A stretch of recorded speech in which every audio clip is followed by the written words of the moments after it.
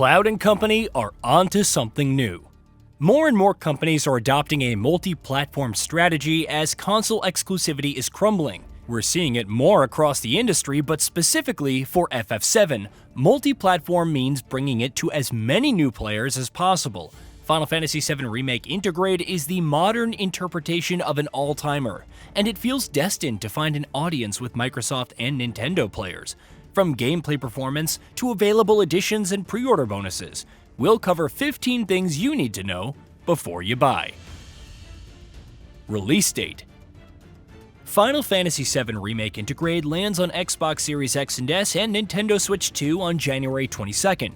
Intergrade is the remake's PS5 enhanced version, featuring graphical upgrades, new performance modes, and sharper textures. Bundled with the base game, the first part of the remake trilogy, is the bonus story chapter FF7R Intergrade episode Intermission, centering on Yuffie as she infiltrates Shinra headquarters to obtain special materia. FF7. What is it? Unless you've been in a coma for, 30 years, you'll have heard of Final Fantasy VII. The game is a landmark RPG dating back to the original PlayStation in 1997. With groundbreaking cinematography, revolutionary turn-based combat, and a vast, emotional story experience through a cast of iconic characters. That said, graphically it doesn't hold up, and there's always been the aching feeling that its complex world was limited by mid-90s hardware. Announced in 2015 and released in April of 2020, Final Fantasy VII Remake is the first entry in a multi-part saga, developed to modernize its beloved story with deeper world building and expanded lore. Remake Intergrade is, as already mentioned, the PS5's enhanced version, which came out in June of 2021. Now, Remake is not without its controversy. Notably, there is a switch to hybrid real-time /menu-based combat systems, bringing new strategic layers by stripping away the strictly turn-based mechanics of its forebearers, for better or worse.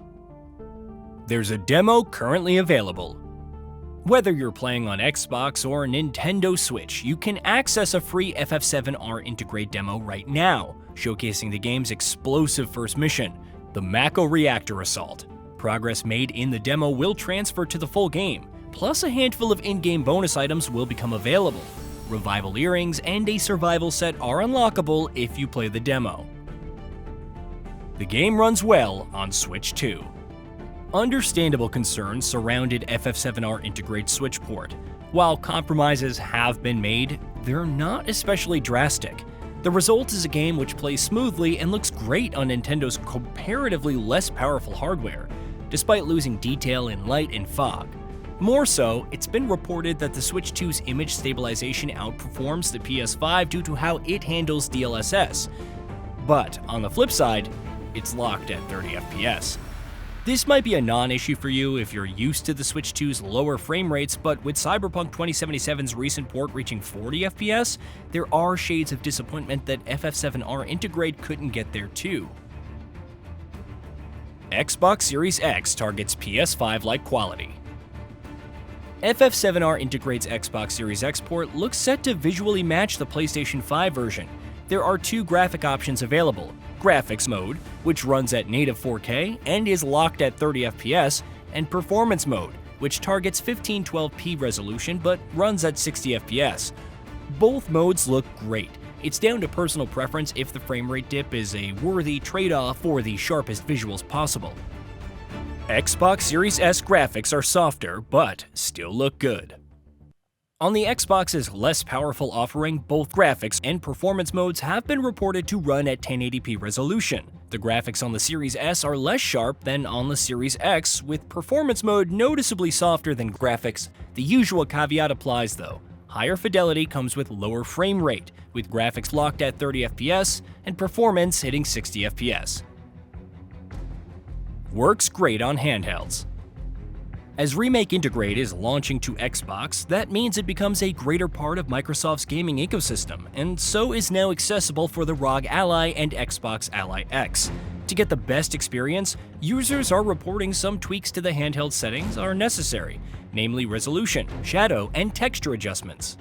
Whether targeting an achievable 60 FPS or locking in a consistent 30 FPS, Final Fantasy VII Remake Intergrade is more than playable on ROG Ally.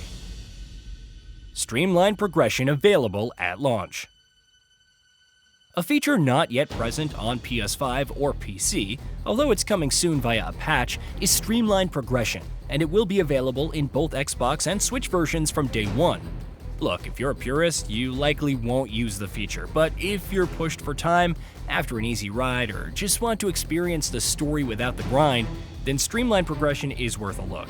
By setting HP and MP to their fullest, ATB and limit gauges to max, boosting damage to 99999, and removing the chance of instant death, streamlined progression is the ultimate cheat mode that'll provide the most frictionless progression. 2 digital editions.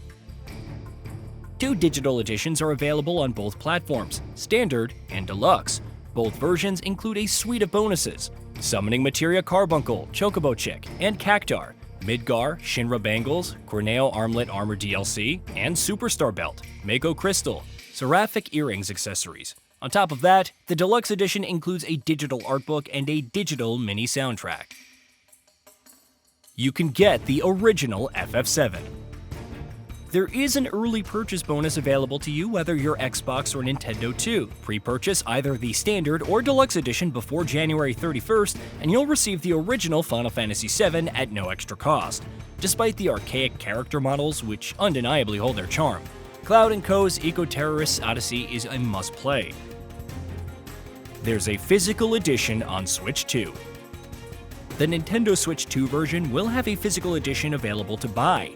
However, worth mentioning is it comes in the form of a game key card.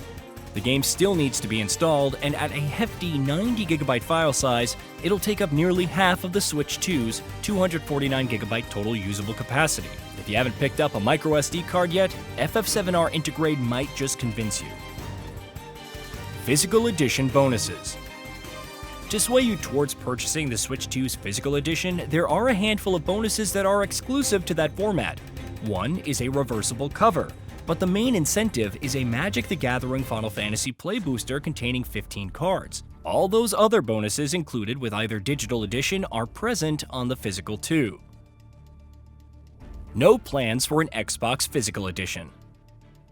With a physical edition available to Nintendo players and to PlayStation players too, you'd think Xbox players would be able to purchase a disc edition should they choose. However, currently there are no plans to release a physical edition for Xbox players, although this could change in the future depending on demand. Prices.